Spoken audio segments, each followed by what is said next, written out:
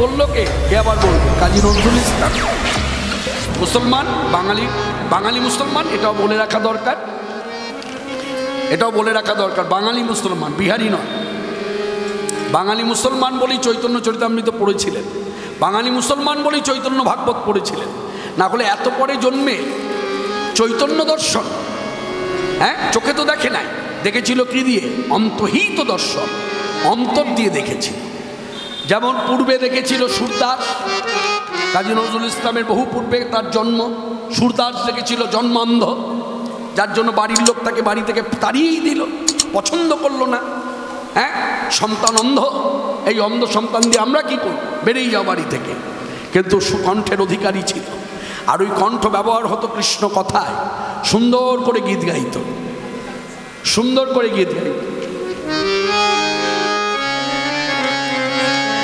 सूरदास जी का एक तारा मीरा जी करता, बोलो जय गिरधर गोपाल, बोलो जय गिरधर गोपाल।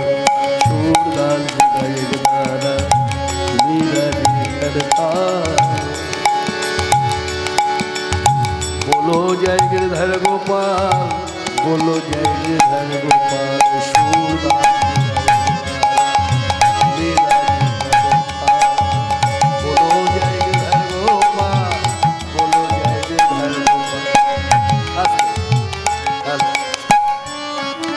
আর গাইব কেন? ভাষাটা হিন্দি ভাষা তো।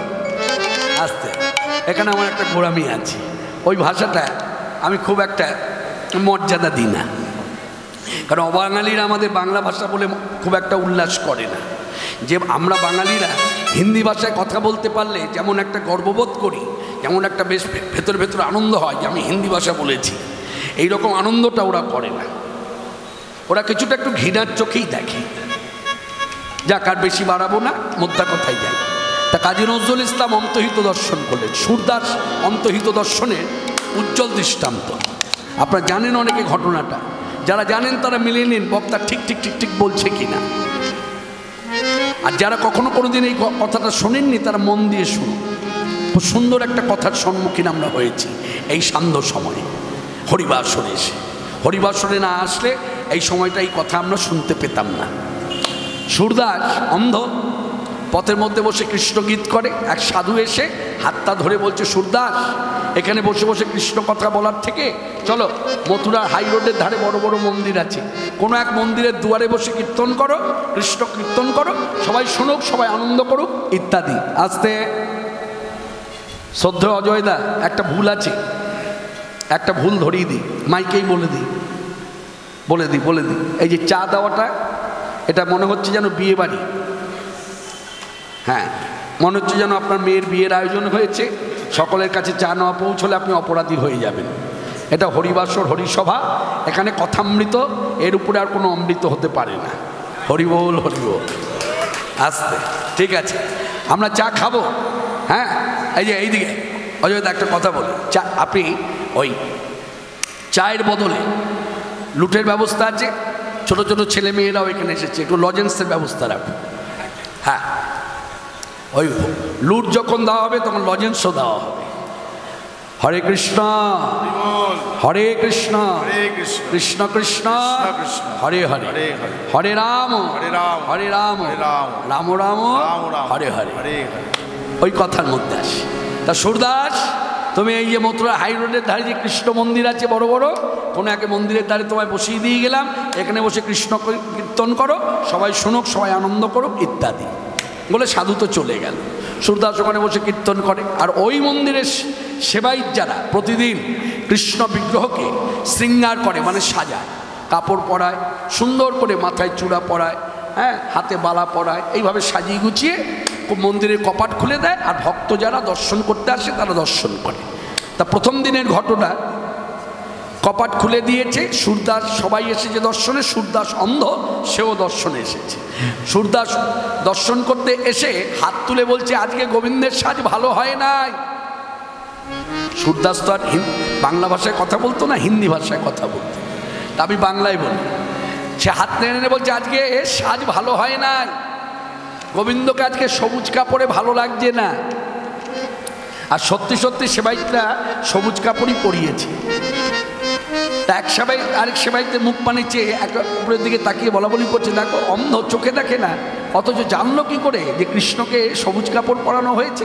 আবার বলছে ভালো হয় নাই। তা একজন বলছে, শোনো, এই অন্ধরা না, এই অন্ধ যারা হয় না তারা অনুমান করে অনেক কিছু বলে, ও কথা কান দিও না।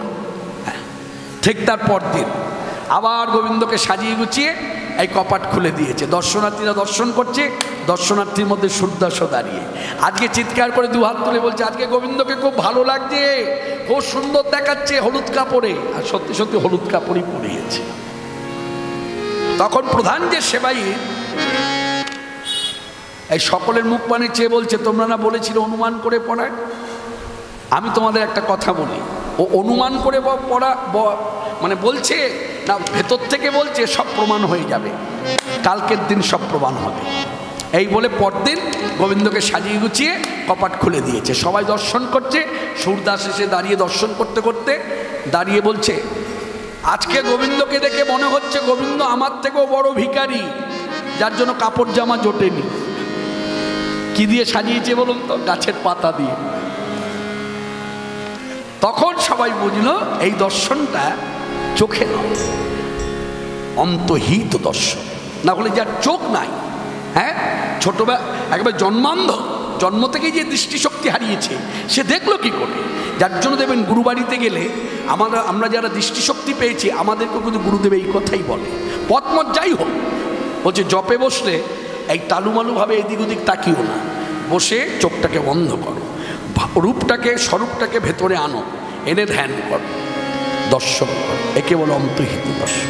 তা কাজী নজরুল ইসলাম চৈতন্য চরিতামৃত পড়ছে আর অন্তহিত দর্শন। এই দর্শন করতে করতে যা পেল, তার ইচ্ছা হলো একটা গৌরগীতি লিখি। তখন তিনি এই গানটি লিখলেন। আর এই গানটি পশ্চিমবাংলার মাটিতে প্রথম যিনি গেয়েছিলেন তিনি হলেন প্রবাদ পুরুষ, সঙ্গীত জগতে প্রবাদ পুরুষ, স্বর্গীয় মানবেন্দ্র মুখোপাধ্যায়। তিনি গাইবার পরে এই গান আর প্রচার নেই, শোনা যায় না। আর শুনবো, পথে কি দেখলে যেতে আমার গৌর ভগবান, পথে কি যেতে আমার গৌর ভগবান, পথে কি দেখলে যেতে আমার গৌর ভগবান, পথে কি দেখলে যেতে আমার গৌর ভগবান। যারে কোলে যায় না দেওয়া, কোলে দেয় সে ডেকে তারে, যারে কোলে যায় না দেওয়া, কোলে দেয় সে ডেকে তারে, যারে কোলে যায় না দেওয়া, কোলে দেয় সে ডেকে তারে। পথে কি দেখলে যেতে আমার গৌর ভগবান, পথে কি দেখলে যেতে আমার গৌর ভগবান। নবীন সন্ন্যাসী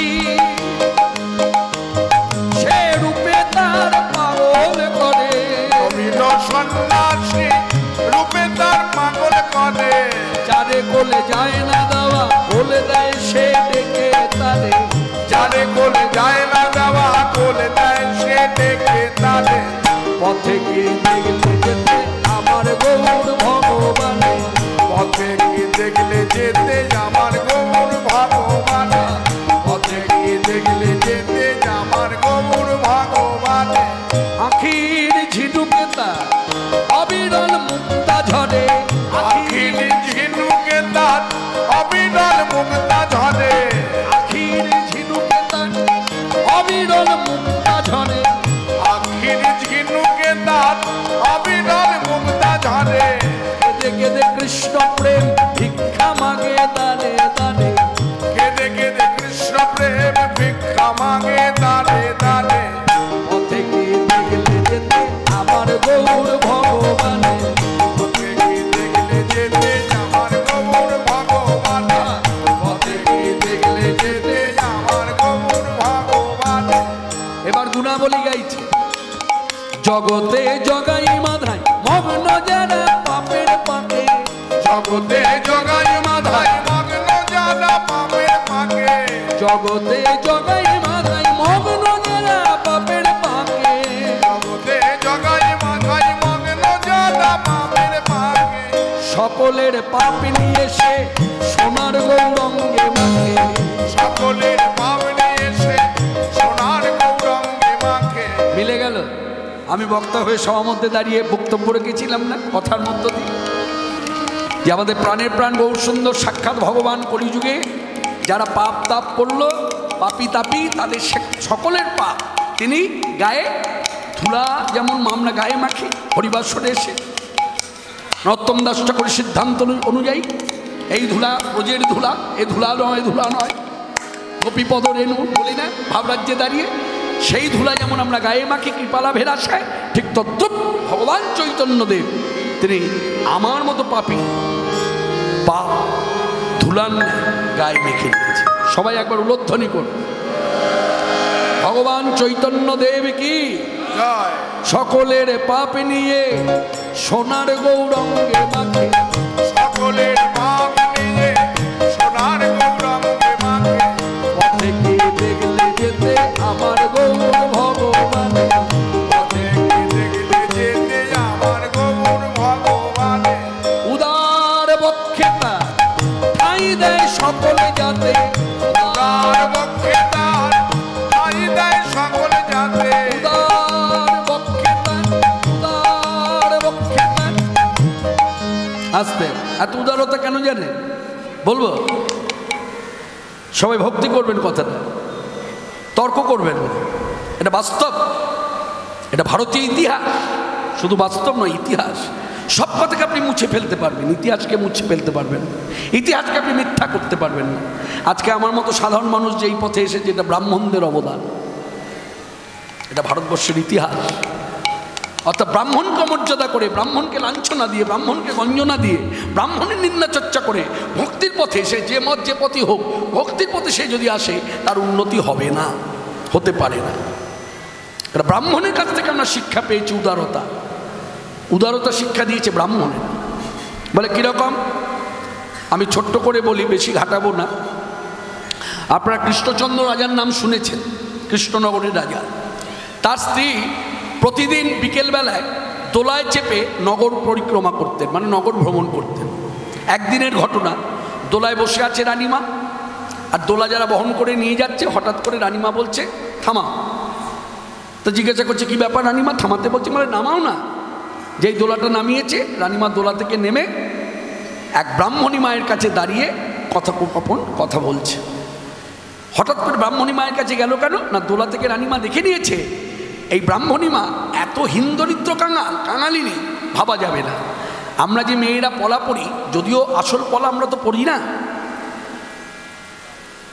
কতটা অন্যভাবে নেবেন না, হ্যাঁ কথাটা বুঝতে হবে। আসল পলা কিন্তু আমরা পড়ি না, আমরা প্লাস্টিকের পলা পড়ি। আর সেই মা এত হিন্দরিদ্র কাঙালিনী, প্লাস্টিকের পলা পড়ারও ক্ষমতা নেই। তার বদলে কি করেছে, লাল ফিতে দু হাতে বেঁধে রেখেছে। এটা দেখে রানীমার মনটা একটু কেমন যেন হলো, দয়া হলো। কাছে গিয়ে বলছে মা, বলছে আপনার পরিচয়? আমি রানীমা। হ্যাঁ রানীমা, আপনি আমার, বলে না আপনি ব্রাহ্মণী, আপনি আমার প্রণাম নেবেন। তা একটা কথা বলবো, বলুন। বলছিলাম আপনার এই দারিদ্রের জ্বালা থাকবে না, আমি এই দারিদ্রের জ্বালা ঘুচিয়ে দেবো আমার স্বামীকে বলে। আমার স্বামী তো রাজা, হ্যাঁ তাকে বলবো অনেক দান ধ্যান আপনাকে করবে, শুধু আপনি একটু কালকে আমার প্রাসাদে আসুন। আসবেন কিন্তু? অবশ্যই মা, আপনি রানীমা বলেছেন আপনার মর্যাদা দেব না, নিশ্চয়ই আসবেন। অনেক দান ধ্যান করবেন তাই না? অনেক দেবেন আমায় না? বলছে হ্যাঁ অনেক কিছু দেবেন, মানে জীবনে যেন আর কোনো দারিদ্রের জ্বালা পেতে না হয়, যতদিন বেঁচে থাকবো তাই না? বলছে হ্যাঁ ঠিক আছে নিশ্চয়ই যাব।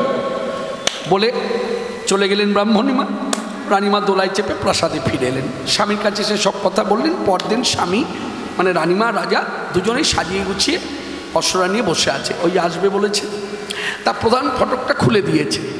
তা রানীমা রাজা দুজনেই বসে থেকে দেখছে ব্রাহ্মণী মা আসছে, তার পেছনে প্রায় 1000 খানেক লোক। 1000 খানেক লোক বললাম কেন জানেন? হয়তো বলবেন কৃষ্ণচন্দ্র রাজার আমলে কৃষ্ণনগরে 1000 খানেক লোক, আপনি যে বলছেন, আপনি এত সুন্দর গুছিয়ে কথা বলেন, এই জায়গাটা কেমন যেন ভুল হয়ে গেল না? তখনকার সময় 1000 লোক জড়ো করা তো মুখের কথা নয়, মানে এই জন্যই তো বললাম। তখন 100 লোক জমায়েত হলে দূর থেকে দেখে মনে হতো 1000 লোক। তখন লোক সংখ্যা এতই কম ছিল, এই কারণে দূর থেকে ভাবছে প্রায় 1000 খানেক লোক আসছে, ব্রাহ্মণী আসছে আর তার পেছনে 1000 খানেক লোক আসছে। তা 100 লোক নিয়ে রানীমার দিকে আসছে, প্রাসাদের দিকে ওই ব্রাহ্মণী। তা ব্রাহ্মণী মাকে দেখে রাজা জিজ্ঞাসা করছে রানীমাকে, হ্যাঁ গো তুমি যে আমায় বললে ব্রাহ্মণী আসবে তাকে দিতে হবে, এ তো দেখছি অনেক লোক নিয়ে আসছে, হ্যাঁ তা তো আনা এই কথা ছিল না। বলে দাঁড়াও আগে আসতে দাও, আমি জিজ্ঞাসা করি ব্যাপারটা কি। যেই প্রাসাদে ঢুকেছে সব লোক নিয়ে, তখন রানীমা নেমে গিয়ে আসন থেকে নেমে গিয়ে বলছে, আপনাকে না আমি একা আসতে বলেছি, আপনি এত লোক নিয়ে এলেন? বলে আপনাকে আমি তো বারবার জিজ্ঞাসা করছিলাম, আপনি অনেক কিছু দেবেন তাই না, অনেক দান ধ্যান করবেন তাই না, তা আপনি অনেক দান ধ্যান করবেন, আমি তো একটা পাত্র, কত নেব? এই আমার পেছনে যারা দাঁড়িয়ে আছে সব সারিবদ্ধভাবে, এই অনেক পাত্র এসেছে, আপনি প্রাণ ভরে দান করুন। এই যে উদারতা, এই উদারতার শিক্ষা কিন্তু ব্রাহ্মণ দিয়েছে, আপনি অস্বীকার করতে পারবেন। যার জন্য আমার পরমারাধ্য গুরুদেব ডক্টর ব্রহ্মচারীজি বইতে, তার যে লিখিত বইগুলো আছে তার মধ্যে লিখতে বাধ্য হয়েছে যে হিন্দুদের মধ্যে যত জাতি আছে সকল জাতির গুরু হচ্ছে ব্রাহ্মণ। তাই ব্রাহ্মণকে অমর্যাদা করে ভক্তির পথে কোনো মানুষই উন্নতি করতে পারে না, পারবেও। তাই উদার বক্ষে তার ঠাই দেয় সকলে যাতে, উদার বক্ষে তার ঠাই দেয় সকলে যাতে। আমার নিতাই গরু দুই ভাই দুজনেই ব্রাহ্মণ সন্তান, একজন হলেন বন্দ্যোপাধ্যায়, আরেকজন হলেন পণ্ডিত নিমাই মিশ্র। নিতাই গরু দুই ভাই উদার বক্ষে তার ঠাই দেয় সকলে যাতে, উদার বক্ষে তার ঠাই দেয় সকলে যাতে। তোমরা কি দেখেছ কেউ সচল জগন্নাথে, তোমরা কি দেখেছ কেউ সচল জগন্নাথে? পথে কি দেখলে যেতে আমার গৌর ভগবান, পথে কি দেখলে যেতে আমার গৌর ভগবান। যারে কোলে যায় না দেওয়া কোল দেয় সে ডেকে কানে, যারে কোলে যায় না দেওয়া কোলে দেয় সে ডেকে টানে। পথে কি দেখলে যেতে আমার গৌর ভগবান, পথে কি দেখলে যেতে আমার গৌর ভগবান। তোমরা। এই দেখুন কাজী নজরুল ইসলাম যখন এলেন, ইতিমধ্যে কিন্তু আমাদের পূর্ব বর্ধমানে বৈষ্ণব পদকর্তা বাসুদেব ঘোষ আকুমার ব্রহ্মচারী ভালো কীর্তন করতো, তিন ভাই তো, দুই ভাই সংসারী আর তিনি ছিলেন সাধু। তা তিনি কি করলেন, তিনি আমাদেরকে একটা তত্ত্ব জানালেন। তখনও কিন্তু কাজী নজরুল ইসলামের জন্ম হয়নি, কাজী নজরুল ইসলাম তারপরেও এসেছে, তার বহু পরে এসেছে তিনি। এত পরে এসে ওই তত্ত্বটা তিনি তুলে ধরলেন ওই লেখার মধ্যে, যার জন্য লিখলেন যে দেখুন পুরীর জগন্নাথ তো অচল, নড়ে না চড়ে না, আর নদিয়ার জগন্নাথ সচল। তাই তোমরা কি দেখেছো খুব সচল জগন্নাথে? এই যে গৌরামার জগন্নাথ, এই তত্ত্বটা জানলো কি করে? মানে আমি জানলাম কি করে, আপনি জানলেন কি করে, কাজী নজরুল ইসলাম জানলেন কি করে? মনে রাখবেন, প্রথম যিনি জানিয়েছিলেন তিনি হলেন বৈষ্ণব পদকর্তা বাসুদেব ঘোষ। বাসুদেব ঘোষ লিখিত পরিতভাবে জানালেন যে দেখুন আমার প্রাণের প্রাণ গৌর সুন্দর চৈতন্যদেব সন্ন্যাসীর বেশে মায়ের আদেশ নিয়ে যখন পুরীতে গেলেন, তারপর থেকে আমরা তার শ্রীমুখ থেকে জানতে পারলাম যে পুরীর জগন্নাথ শুধু আদিবাসীদের ঠাকুর নয়, পুরীর জগন্নাথ হচ্ছে সাক্ষাৎ ব্রজেন্দ্রনন্দন শ্রীকৃষ্ণ, অর্থাৎ শ্রীকৃষ্ণই জগন্নাথ, জগন্নাথই শ্রীকৃষ্ণ, তত্ত্ব। বাসুদেব ঘোষ বললেন আমি আপনাদের বলছি, বাসুদেব ঘোষ কয়ে করি জোর হাত, যেই গৌর সেই কৃষ্ণ সেই জগন্নাথ, অর্থাৎ জগন্নাথই গৌর, গৌর জগন্নাথ। সেই তত্ত্ব ধরে কাজী নজরুল ইসলামও তার লিখিত গানের মধ্যে বললেন তোমরা কি দেখেছো খুব সচল জগন্নাথে, পথে কি দেখলে যেতে আমার গৌর ভগবান। এখানে একটা তথ্য আবার মনে পড়ে গেল, তথ্যটা বলি। কে কিভাবে তথ্যটা জেনে আছেন আমি জানি না, তবু সবার মধ্যে দাঁড়িয়ে বলি, সবাই শুনুন। অনেক কথা জানা থাকলেও শুনতে হয়, ভুলও তো বলতে পারি। এই যে আমরা পুরীতে যাই, তা কারা কারা পুরীতে গিয়েছেন আগে একটু জিজ্ঞাসা করি, দেখি হাত তুলুন তো, একটা হাত তুললেই হবে, বেশি দূর নয়, মায়ের একটু নিচু করে, একটু নিচু করে হাতটা শুধু এইরকম তুললেই হবে, দেখতে পাবো আমি। এইরকম হাত তুলুন, অনেক কিছু শেখার আছে। হাত তুলতে বললেই একেবারে তুলে দেবো তা নয়, হাত তোলারও একটা ভঙ্গিমা আছে, এইটুকু তুললেই হবে। তাহলে হাত তুলেছেন অনেকেই, তাহলে পুরীতে আপনারা গিয়েছেন। পুরীতে গিয়ে প্রথমে যা হয়, আমিও যখন প্রথম পুরীতে গিয়েছিলাম না জেনে আমিও তাই করেছিলাম, সমুদ্রের স্নান। সমুদ্রের স্নানে পরে জগন্নাথের পূজা হয়ে যাওয়ার পরে গম্ভীরায় এলাম, যেখানে মহাপ্রভু থাকতেন, সেই গম্ভীরা দেখলাম। তারপর সিদ্ধবকুলে গেলাম, তারপর কত দর্শনের জায়গা, সাইট সিন গেলাম, অনেক কিছু দেখলাম। তো যাই হোক, তখন অজানা ছিল, তারপরে জানতে পারলাম, অনেক পরে আমার গুরুদেব আমাকে জানালেন, বলে শোন, ভারতবর্ষের মাটিতে এত তীর্থ আছে, সব তীর্থ ঘুরে যদি দেখা যায় সব তীর্থেই কুষ্ঠব্যাধিতে আক্রান্ত ব্যক্তি আছে, কোথাও কম কোথাও বেশি। সব থেকে বেশি সংখ্যক কুষ্ঠতে আক্রান্ত ব্যক্তি বসতি করে আছে পুরী তীর্থে। কত? তিনি তথ্য ঘেটে সংখ্যা যে জানাচ্ছেন 10,000 প্লাস, 10,000 প্লাস, মানে 10,000-এরও ঊর্ধ্বে। তা প্রশ্ন জাগে না, ভারতবর্ষের এত তীর্থ, সব তীর্থ ছেড়ে দিয়ে এই তীর্থের মধ্যে এত বেশি কেন, এত বেশি কুষ্ঠতে আক্রান্ত ব্যক্তি কেন বসতি করে আছে? এই প্রশ্নের উত্তরটা তাদেরকেই জিজ্ঞাসা করা যায়। আমার গুরুদেব সুন্দর বিন্যাস করে কথা বলতেন, বলছে তাদেরকেই জিজ্ঞাসা করা যাক। জয় জগন্নাথ, আপনারা বলুন, এই আপনারা যারা কুষ্ঠতে আক্রান্ত সব এখানে কেন এত সংখ্যক? 10,000 প্লাস। সব তীর্থে আছে কম বেশি, কিন্তু এখানে এত বেশি কেন? তখন তারা হাসি মুখে উত্তর দিচ্ছে, শুনুন, সব তীর্থের ঠাকুর পূর্ণাঙ্গ, দুটো হাতও আছে, পাও আছে। একমাত্র পুরী তীর্থের ঠাকুর আমার মতো, আমার হয়তো একটা হাত নাই, তার দুটো হাত নাই। ওই দেখুন আমার বন্ধুকে দেখুন, দুটো পা নাই, তারও দুটো পা নাই। অর্থাৎ হাত নাই, পা নাই, মাথায় মোছে হাত, সেই হতে নাম হলো ঠাকুর জগন্নাথ। যে তীর্থের ঠাকুর আমার মতো, তাহলে সেই তীর্থের ঠাকুর ছিল আমি কোন তীর্থে থাকবো? অর্থাৎ আমিও যেমন, আমার ঠাকুরটিও তেমন। নিতাই গৌর। তাই তোমরা কি দেখেছো কেউ সচল জগন্নাথে, অর্থাৎ জগন্নাথই গৌ, গৌ জগন্নাথ। সেই নিতাই গৌর দুই ভাই কি করলেন?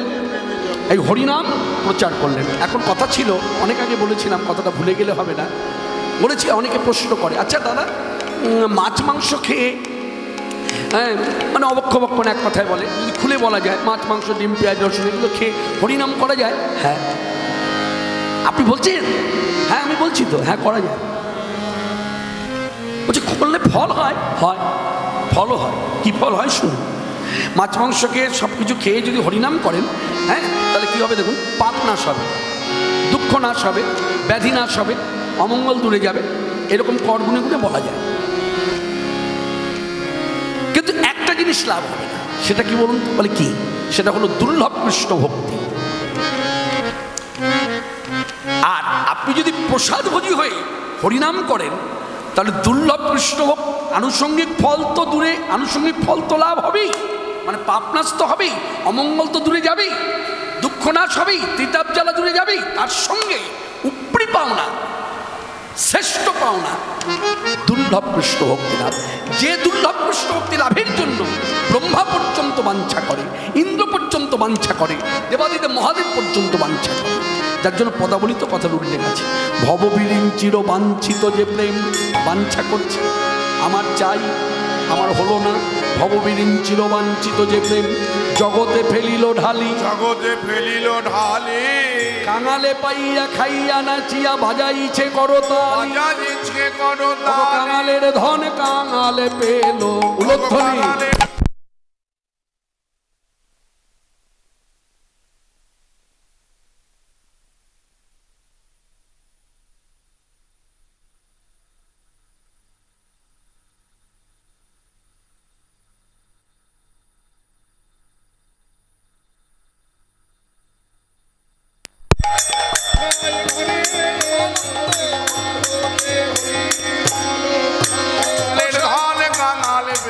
কাঙালে পাইয়া খাইয়া নাচিয়া বাজাইছে করতালি, বাজাইছে করতালি। আর এই হরিনাম, এই হরিনাম সর্বত্র হচ্ছে। বলে কোথায় কোথায় হচ্ছে?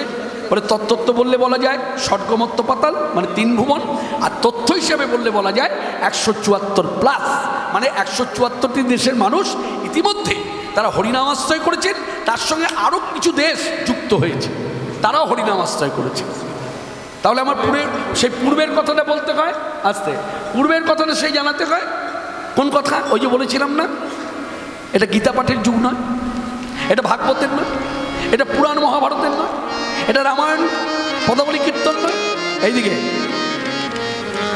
পদাবলী কীর্তনের যুগ যদি হতো, তাহলে মহাপ্রভু পদাবলী জপ করতে বসিয়ে যেত। মহাপ্রভু আমলে তো পদ তৈরি হয়েছে, শিলকবি জয়দেব গোস্বামী পাদ, চণ্ডীদাস, হ্যাঁ, হরে কৃষ্ণ, সেই সব পদ দিয়ে জপ করতে বসে মহাপ্রভু জপ করতে বসলো কি? কৃষ্ণ নাম। কেন কি শিক্ষা দিল? না মহাপ্রভু আজকে জপ করতে বসেছিল বলেই আমার মধ্যে বাসনা জেগেছে, আমিও জপ করব। কি জপ করব? কৃষ্ণ নাম জপ করব। মহাপ্রভু কৃষ্ণ বলে কেঁদেছিলেন, মহাপ্রভু কৃষ্ণ বলে কেঁদেছিলেন বলেই মহাপ্রভু কৃষ্ণ বলে কেঁদেছিলেন বলেই আজকে আমার না এলো আপনার চোখে জল আসে কৃষ্ণ বলতে। মহাপ্রভু কৃষ্ণকে খুঁজেছিলেন বলে আপনিও খুঁজছেন, আমিও খুঁজছি। বলে আপনিও খুঁজছেন, আমি খুঁজছি। কিভাবে জানেন? মানুষ মানুষকে খোঁজে পায়ের দ্বারা, ছুটে খোঁজে আস্তে। আর ভগবানকে যদি কেউ খোঁজে দেখবেন পা নিয়ে দৌড়োয় না, তাহলে বলে এক জায়গায় চুপ করে বসে পড়ে আসন পেতে, আসন পেতে বসে সাধনা করে। তাহলে কথাটা এবার সম্পূর্ণ করি। এই কথাগুলো, এই যে ভালো ভালো কথাগুলো শুনছেন না, শুনে যে মানুষ মানে প্রিন্ট অফ সাইলেন্ট, সবাই কথাগুলো মন দিয়ে শুনছে। কথাগুলো যদি সেই স্তরে না হতো, মানুষকে এই কথাগুলোর মান্যতা দিত না। তাহলে এই কথাগুলো কার জানে? বলে কার? এই কথাগুলো হলো ডক্টর মহানাম ব্রহ্মচারী। তিনি কথাগুলো বলতেন যে মানুষ ছোটে সাধনায়, মানুষ ছোটে সাধনায়, মানে ভক্ত ছোটে সাধনায়, ভগবান আসে করুণায়। ভক্তের সাধনা ভগবানের করুণা, প্রেক্ষাপটে হয় ভক্ত ভগবানের মিলন। নিতাই গৌর হরি হরি। তাহলে ভক্ত কিভাবে ছোটে? সাধনার দ্বারা ছোটে। ভগবান কিভাবে ভক্তের কাছে আসে? করুণার দ্বারা আসে। প্রেক্ষাপটে ভক্ত ভগবানকে পায়। মনে রাখবে, আজও কত ভক্ত গৃহে বসে কাঁদে। মহাপ্রভু যেমন কৃষ্ণ বলে কেঁদেছে, কৃষ্ণকে না পাওয়ার বেদনায় কেঁদেছে, আজও বহু ভক্ত আছে গৃহে বসে কাঁদে আর ভগবানের উদ্দেশ্যে বলে, ভগবান আমার জীবনে আর কতদিন আমি বাঁচবো আমি নিজেও জানি না, তোমার দর্শন পাবো কি পাবো না তাও জানি না, তবে একটা কথা তোমার কাছে বলি, তুমি অবসর যদি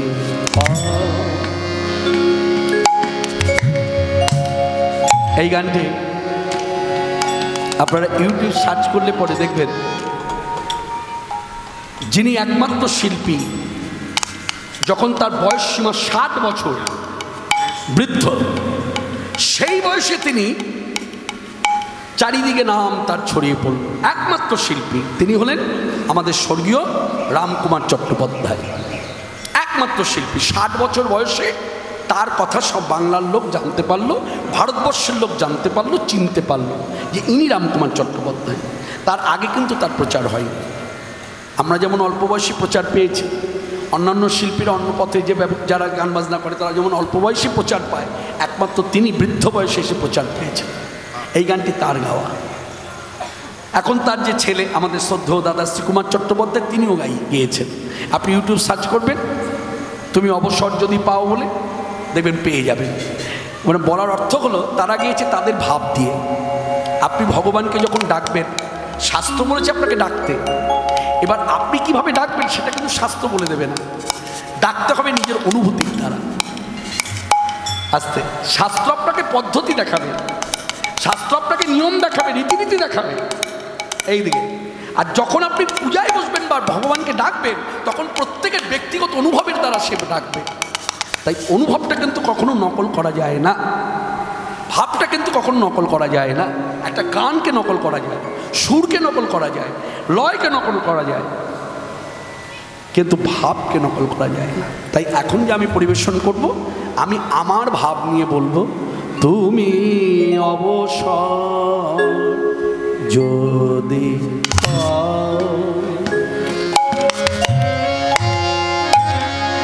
অবসর যদি পাও।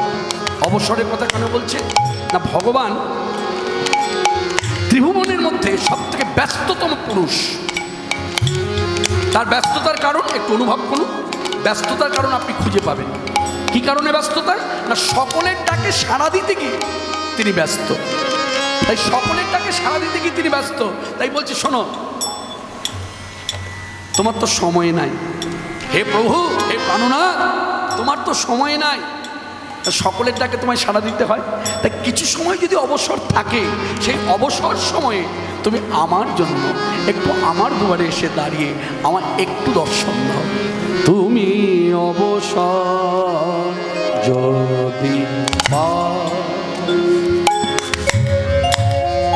ক্ষণিকের তরে আমার দুয়ারে ক্ষণিকের তরে, আমার দুয়ারে ক্ষণিক এসে দাঁড়া, অবসর যদি পাও নয়নে আমার শ্রাবণে ধারা ঝরে, দাও গো মুছারে ও দুটি কোমল পানে, নয়নে আমার শ্রাবণে ধারা ঝরে, দাও গো মুছারে ও দুটি কোমল পানে, আমার নয়ন আকুল হৃদয় ব্যাকুল, আমার নয়ন আকুল হৃদয় ব্যাকুল, অকুলে কুল মিলা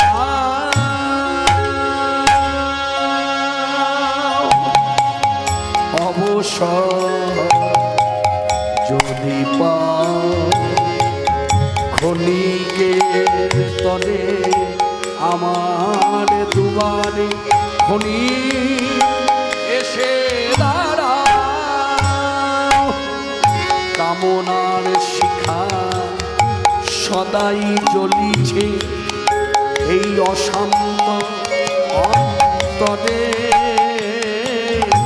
নীরবে নিভৃতে বেদনা কাঁদিয়া কাঁদিয়া মনে,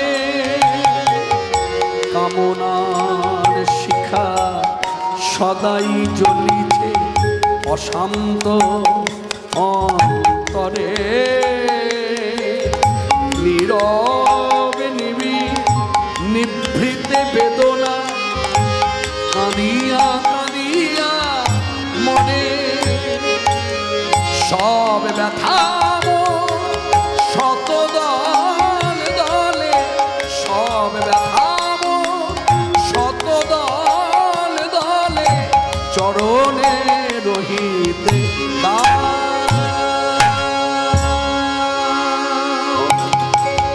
অবসর যদি পাও ক্ষণিকের তরে, আমার দুয়ারে ক্ষণিক এসে দাঁড়া,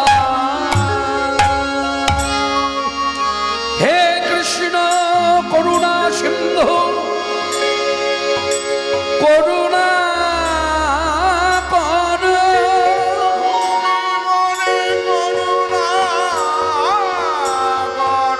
তুমি মনে করুণা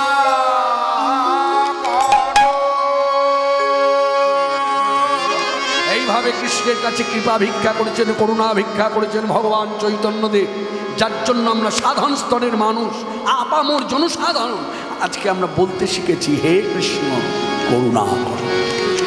আজকে তিনি নিজেই কৃষ্ণ, তিনি কৃষ্ণের কাছে কৃপা ভিক্ষা করছেন জীব শিক্ষা হেতু, যার জন্য আমি সাধারণ মানুষ, আমার সাধারণ জ্ঞান, তাই আমি ভাবলাম বুঝলাম তাহলে কৃষ্ণ হচ্ছে ভগবান আর চৈতন্যদেব হচ্ছে তার দাস।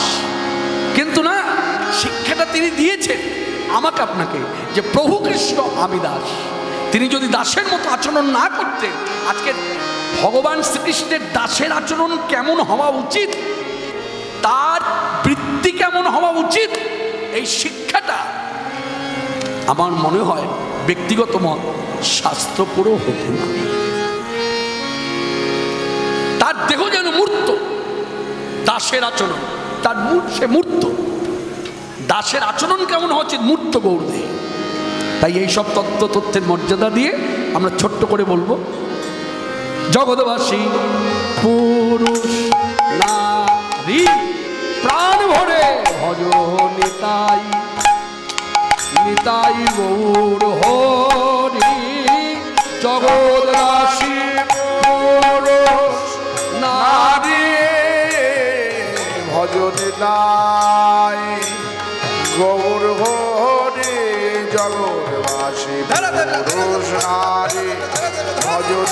দায় গৌর হরি জগৎবাসী পুরুষ নারী ভজনে দায় গৌর হরি জগৎবাসী পুরুষ নারী ভজনে দায় গৌর হরি জগৎবাসী পুরুষ নারী ভজনে দায় গৌর হরি জগৎবাসী পুরুষ নারী ভজনে দায়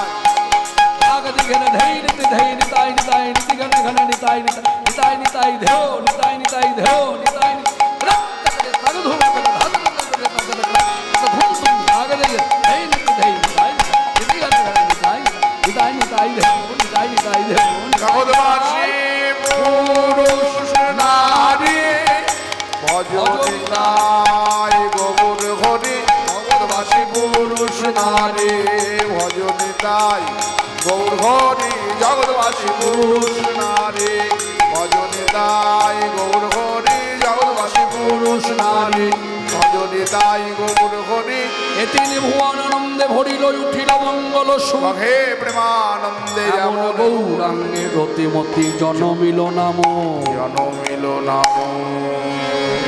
আজকে সভায় উপস্থিত ভক্তগণ যারা যেখানে বসে আছেন দাঁড়িয়ে আছেন প্রত্যেক ভক্তদের একভাবে ভক্তির মর্যাদা দিয়ে সবার চরণধুলি বক্তা হয়ে মানুষে মাথায় নিলাম।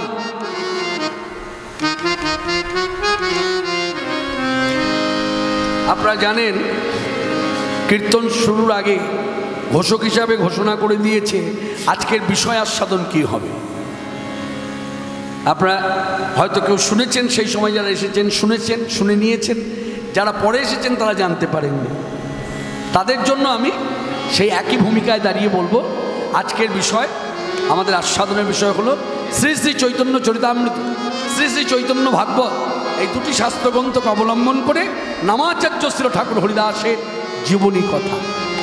তবে একটু আগে ভাগে বলে দিই, জীবনী কথা আস্বাদন হবে আদি মধ্য, শেষে যাব না।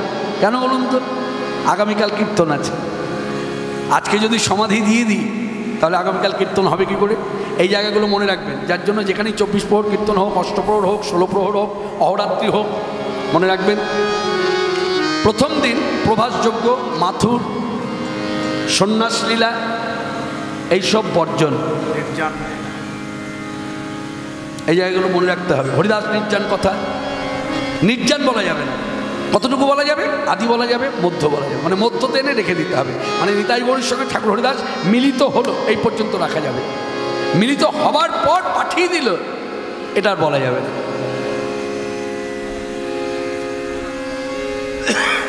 হরে কৃষ্ণ। হ্যাঁ, কি দিলেন? প্রণামী। টাকা দেবেন, আমাকে ডেকে দেবেন তো, আমি টাকা খুব ভালোবাসি। না, যারা যারা টাকা দেবেন তারা এসে আমাকে ডাকবেন, আমি কীর্তন থামিয়ে টাকা নেব। হ্যাঁ, 50 টাকা বলে কথা, কীর্তনের থেকে বেশি মূল্য। হরিবল হরিবল।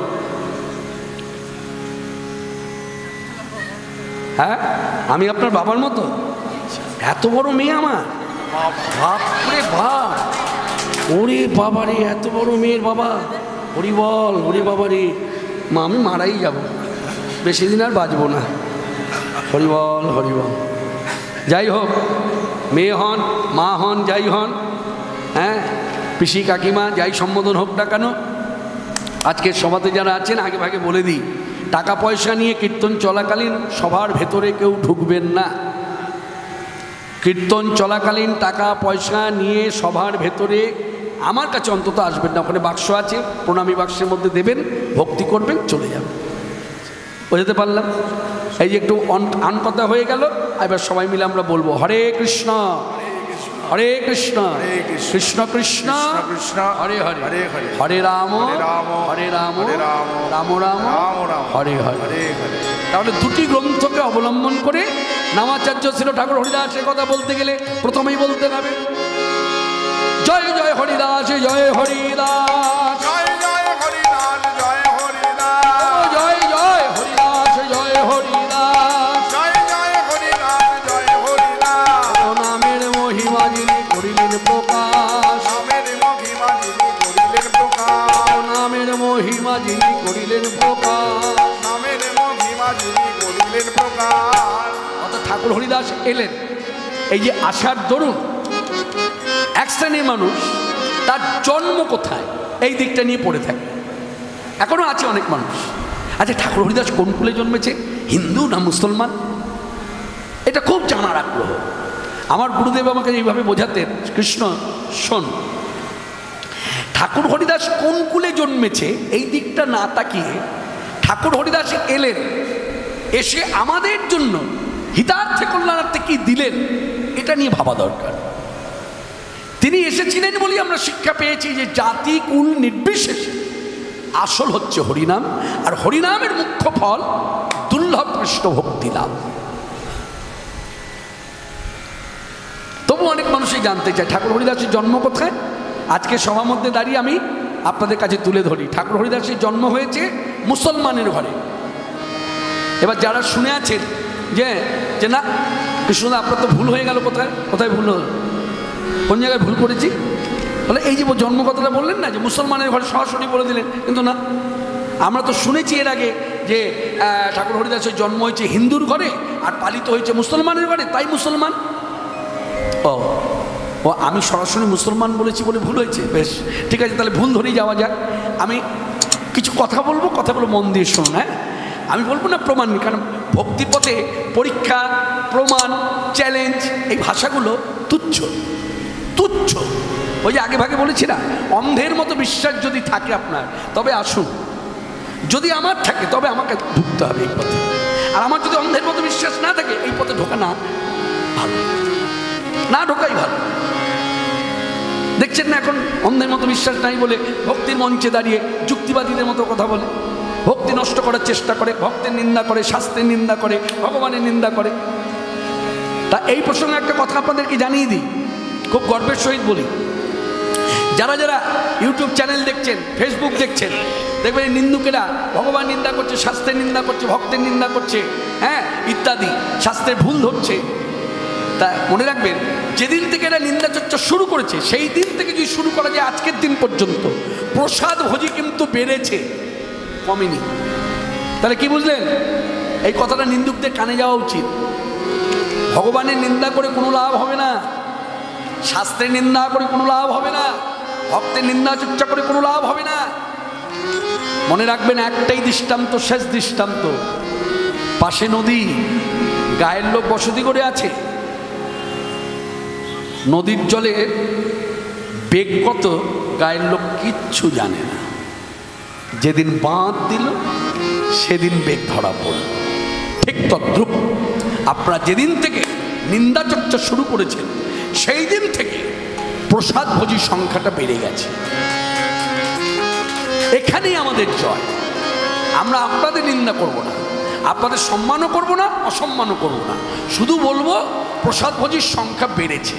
এবার নিন্দার পথে থাকবেন নাকি ক্ষমা ভিক্ষা করে আমার চৈতন্য পাদপদ্মে আশ্রয় নেবেন?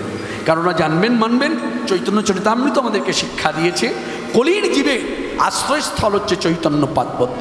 যার জন্য দেখবেন চৈতন্য চরিতামৃতের শ্লোকটা লেখা আছে, সংসার দুঃখ জলধৌ পতিতস্য কাম ক্রোধাধীন ক্রম করৈ কবলিকিতস্য দুর্বাসনা নিগরিতস্য নিরাশ্রয়স্য চৈতন্য চন্দ্র মম দেহি পদাবলম।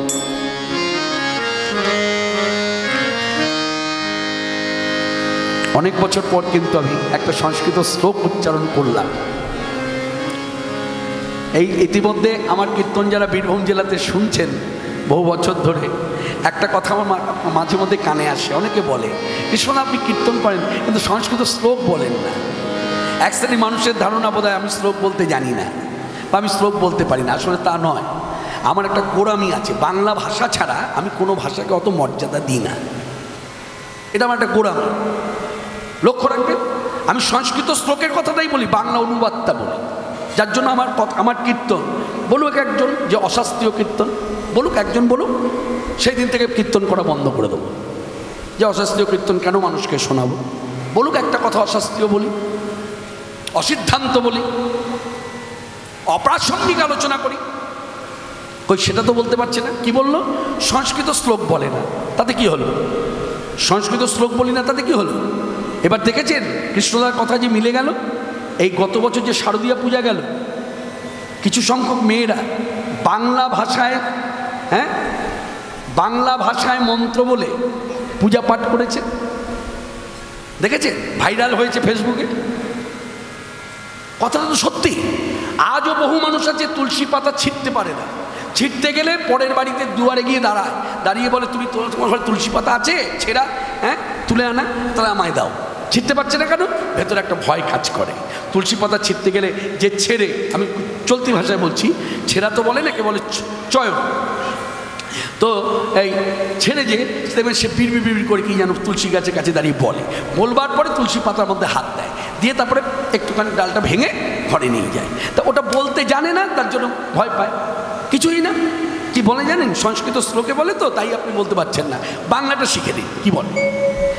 আসবেন, এসে এরকম দাঁড়াবেন, দাঁড়িয়ে বলবেন, হে কৃষ্ণ প্রেয়সী, তোমার স্বামীর সেবার জন্য আমি তোমাকে চয়ন করছি, মানে ছিঁড়ছি, জানি ছিঁড়লে তোমার ব্যথা লাগবে, তুমি আমার দোষ ধরো না, তুমি আমার অপরাধ নিও না, এই বলে ছিঁড়ে ঘরে নিয়ে যান। এই কথাটা নিয়ে গিয়ে আপনাদের গ্রামে আমি কীর্তন করে চলে যাব, এই কথাটা নিয়ে গিয়ে মানে আগামীকাল সকাল হলে শাস্ত্রজ্ঞ পণ্ডিত ব্রাহ্মণ বৈষ্ণব যদি গ্রামের ভেতরে আছে যারা, তাদের দুয়ারে যাবেন, আমার নাম করে বলবেন, কৃষ্ণপাল 7টার সময় কীর্তন শুরু করে 8টা সাড়ে 8টার সময় এইরকম একটা বক্তব্য রেখেছিলেন, এই কথাটা ঠিক না ব্যাঠিক? যদি ব্যাঠিক হয় তাহলে আমার সঙ্গে দেখা করবেন, যদি ব্যাঠিক না হয় তাহলে দেখা করতে হবে না। কেন? ব্যাটিক হলে শেখার আছে, যার জন্য দেখা করতে বলছি। সঠিক হলে শেখার নেই, তাহলে আমি জানবো আমাকে বলাটা ঠিক। আর ব্যাটিক হলে ডাকছি কেন আপনাকে? কারণ আপনার কাছ থেকে আমার শেখার আছে, আমি শোধন করতে চাই, আমি সংশোধনা করে থাকতে চাই। হরে কৃষ্ণ। অপরাধী আগে অপরাধ করতো, সবাই বলতো জেলখানায় আছে, আর এখন বলে সংশোধনাগার। মনে সব মহাপ্রভুর অবদান, জগাই মাধাইকে উদ্ধার করে দেখিয়ে দিয়েছে, এই যুগ সেই যুগ। এই যুগটা জেলখানায় থাকার যুগটা, এই যুগটা হচ্ছে সংশোধনাগারে থাকার যুগ। সংশোধন করো চিত্তের বৃত্তি, সংশোধন, মনোবৃত্তি সংশোধন। বললে অনেকভাবে বলা যায়। তা যে কথার মধ্যে ছিলাম, তাহলে ভুলটা কোথায় ধরেছেন? আমি বলেছি মুসলমানের ঘরে সরাসরি বলেছি, আপনি বলছেন না হিন্দুর ঘরে জন্ম পালিত মুসলমানের ঘরে। আচ্ছা, হিন্দুর ঘরে জন্ম পালিত মুসলমানের ঘরে, এই কথাটা আপনি বলছেন, আর আমি বলেছি মুসলমানের ঘরে জন্ম। আচ্ছা দেখুন তো, আমার কথাটা চৈতন্য ভাগবতে বৃন্দাবন দাস ঠাকুর লিখেছে কিনা? যদি বৃন্দাবন দাস ঠাকুর চৈতন্য ভাগবতে বলে থাকে তাহলে কিন্তু আমি কথা বাড়াবো না, এখানে কথা রীতি রেখে তারপরে এগিয়ে যাব। দেখুন ভালো করে শুনুন, হ্যাঁ, চৈতন্য ভাগবতে বৃন্দাবন দাস ঠাকুর লিখেছে কিনা? মানে চৈতন্য ভাগবত বৃন্দাবন দাস ঠাকুর যখন লিখলো, চৈতন্য ভাগবত আগে, পরে চৈতন্য চরিতামৃত, যার জন্য কবিরাজ বৈষ্ণবরা চৈতন্য চরিতামৃতে পড়ার ছন্দে বলে দিলেন, মনুষ্য রচিতে নারে ঐছে গ্রন্থ ধন্য, বৃন্দাবন দাস মুখে বক্তা শ্রী চৈতন্য। অর্থাৎ ওই গ্রন্থ সাধারণ মানুষের লেখা নয়, সাক্ষাৎ ভগবান চৈতন্যদেবের লেখা, চৈতন্যদেবের বলা। তা সেখানে কি বলেছে? নাম প্রচারিতে প্রেম প্রচারিতে। পড়ুন চৈতন্য ভাগবত, পড়ুন, তাহলেই জানতে পারবেন। নাম প্রচারিতে প্রেম প্রচারিতে, নাম প্রচারিতে প্রেম প্রচারিতে, হরিদাস জনমিলা হীন কুলেতে, হরিদাস জনমিলা হীন কুলেতে। আস্তে, এবার প্রশ্ন আপনাদের করুন, যারা একটু ভেবেছেন যে আমি ভুল বলেছি, মনে মনে ভেবেছেন, তারা ভাবুন তো হীনকুল কোন কুল?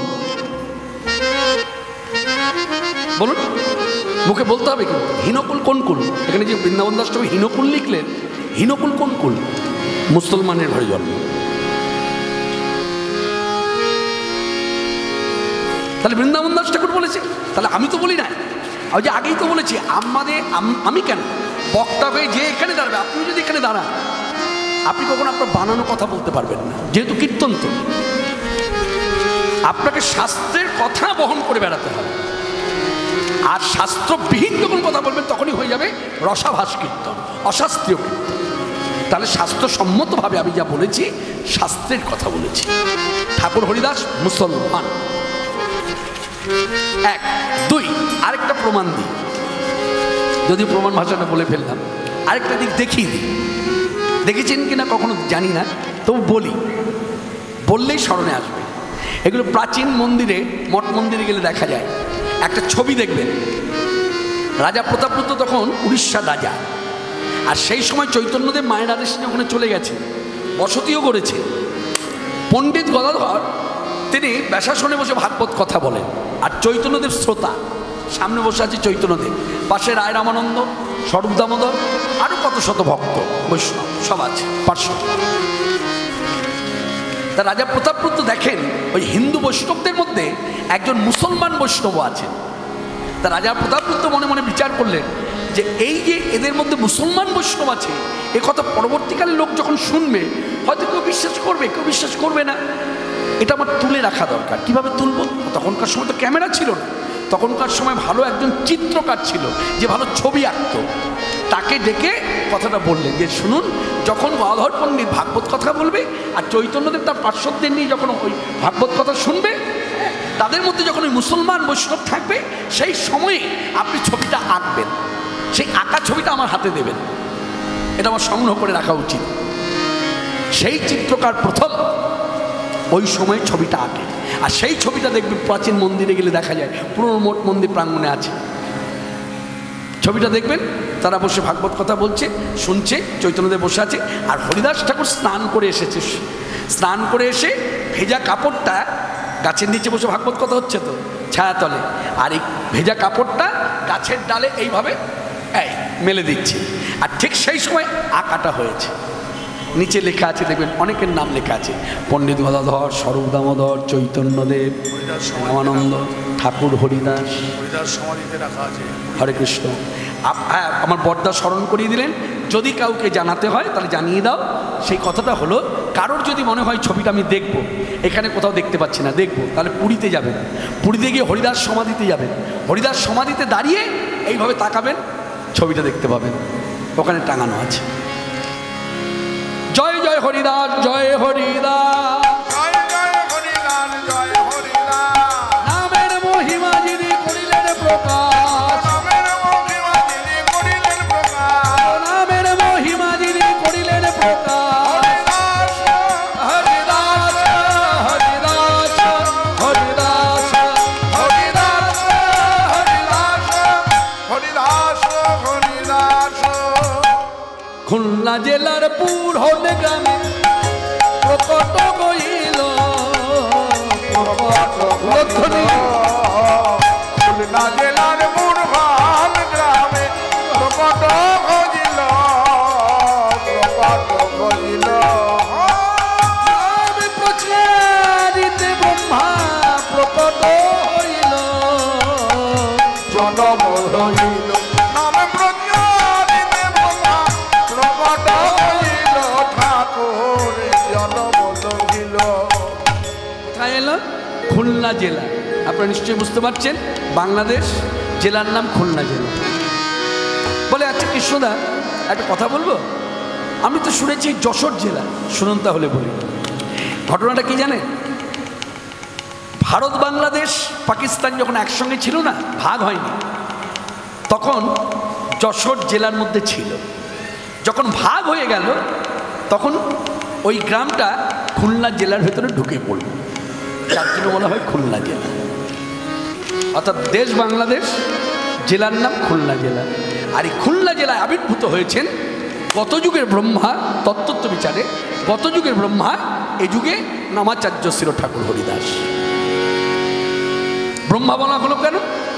শ্রীমদ্ ভাগবত যারা পাঠ শোনেন, শ্রীমদ্ ভাগবত যারা ঘরে বসে পাঠ করেন, কেন ব্যাসাসনে বসার অধিকার তো সবাই পায় না, তাই অনেকে ঘরে বসে পাঠ করে, নিজের পাঠ নিজে শোনে। হরে কৃষ্ণ। 10 জনকে ডেকেও শোনায় না, কেন 10 জনকে ডেকে শোনাতে গেলে গুরু ঘরে গিয়ে আদেশ নিতে হয়, কারণ ওটা ব্যাসাসন তো, ওটা নারদীয় আসন নয়। আমি বহুবার বহু সময় দাঁড়িয়ে কথাগুলো প্রচার করেছি যে কীর্তনের আসরে আপনার ছেলে মেয়ে যদি কীর্তন করতে চায়, এর জন্য গুরুবাড়িতে গিয়ে আদেশের প্রয়োজন হয় না। কিন্তু আপনাদের ঘরে ছেলেমেয়েরা যদি কখনো ভাবে যে গুরু দীক্ষা হলো, আমার ইচ্ছা হচ্ছে ব্যাসাসনে বসে ভাগবত কথা বলবো, তাহলে গুরুবাড়িতে গিয়ে আদেশ নিতে হবে। গুরুদেব যদি আদেশ দেয় ব্যাসাসনে বসবার, তবে সে বসতে পারে, আর যদি বসার আদেশ না দেয় সে বসতে পারে না। তো যাই হোক, শ্রীমদ্ ভাগবত পাঠ শুনতে বসলে দেখা যায় ভাগবত পাঠক ব্রহ্মমোহন লীলা পাঠ করছেন। ব্রহ্মমোহন লীলা অর্থাৎ ব্রহ্মা রাখাল বালক চুরি করেছে, গাই বাছুর চুরি করেছে। প্রথম বলি দিনটার কথা বলি, কোন দিনে হয়েছে জানেন ঘটনাটা? ঘটনাটা হয়েছে বলরামের জন্মদিন। বলরামের জন্মদিন কোন দিন? রাখি পূর্ণিমা, যেদিন রাখি বন্ধন হয়, সেই দিনে বলরামের আবির্ভাব। আর সেই বলরামের আবির্ভাবের দিনে বলরাম বাড়িতে থাকতো, মাঠে যেত না। কৃষ্ণ এই সুযোগটাই খুঁজছিলেন, যেদিন আমার দাদা বলরাম সঙ্গে থাকবে না সেই দিন এই ঘটনাটা ঘটাবো, ব্রহ্মাকে দিয়ে রাখাল বালক চুরি করাবো আর গাই বাছুর চুরি করাবো। এইরকম দিনে আরেকটা লীলা করেছেন, কালীয় দমন লীলা। কারণ কৃষ্ণ ভালো করেই জানতো দাদা বলরাম সঙ্গে থাকলে এই দুটো লীলা হবে না, দাদার কাছে ধরা পড়ে যাবে। দাদা তো সাক্ষাৎ ভগবান শঙ্কর্ষণ, ধ্যান করলে সব জেনে যাবে, ধ্যানে বসলে পরে সব দেখতে পায়। এমন যে দাদা বলরাম বাড়িতে, আর সেই সুযোগে কৃষ্ণ কি করেছেন? ব্রহ্মাকে ডেকেছেন, নাও চুরি করো। বলে আপনি কি ব্যাখ্যা করছেন? ভাগবতে এইভাবে ব্যাখ্যা, মানে আসলে ভাগবতে বলছে ব্রহ্মলীলা, ব্রহ্মা রাখাল বালক চুরি করেছে, গাই বাছুর চুরি করেছে। তা ভাগবত যদি কেউ পড়াশোনা করে সে একরকম বলবে, আর ভাগবতের ভেতরে যদি কেউ ঢুকে যায়, ডুবে যায়, তার ব্যাখ্যা হবে আরেক রকম।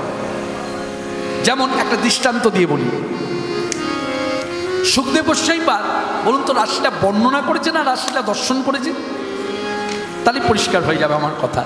বলুন, যারা শ্রোতাবর্গ এখানে বসে আছেন প্রত্যেকে কম বেশি শাস্ত্র ঘাটেন, বলুন সুখদেব গোস্বামী দাসাসনে বসে রাশিটা বর্ণনা করেছেন, তা রাশিটা বলেছেন না রাশিটা দর্শন করেছেন?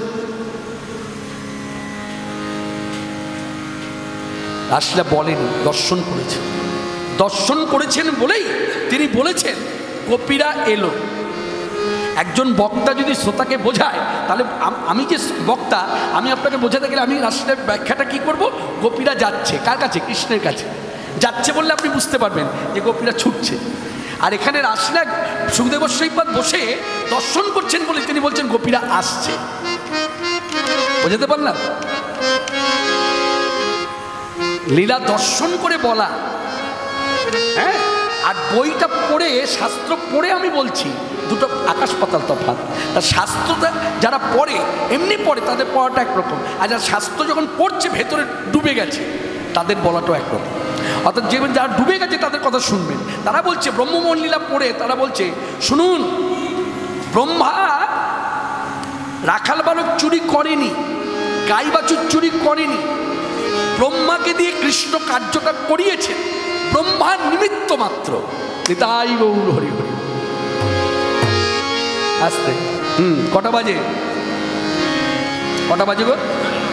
হ্যাঁ, মাননীয় ভক্তমণ্ডলী, আপনাদের কাছে একটা কথা আমি উপস্থাপন করব। সে কথাটি হলো, আপনারা জানেন এই মহতী হরিবাস ভিক্ষার উপরে দাঁড়িয়ে আছে।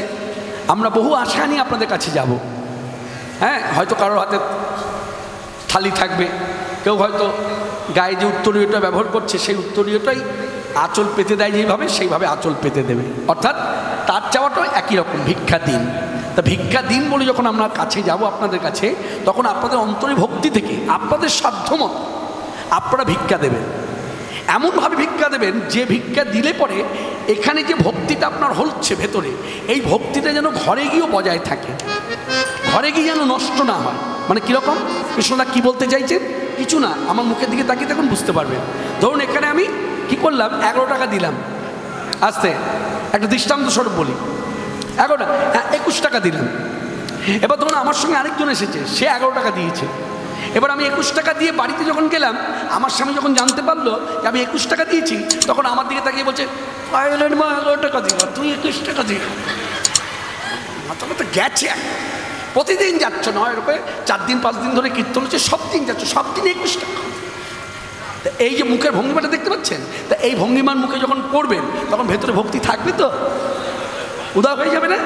তাই ওইটা যেন না হয় তার জন্যই বললাম সাধ্য মতো দেবেন, ঘরে গিয়ে যেন ভক্তিটা নষ্ট না হয়। অর্থাৎ ঘরের চিন্তাটা আগে করবেন, করে তারপর দান করবেন। নিতাই গৌর হরি হরি। জয় জগৎবন্ধু বল, হরি বল, হরি বল। না, এখন ওই শুধু কথা বললে হবে না, একটা গীত গাই। কি গীত গাইব?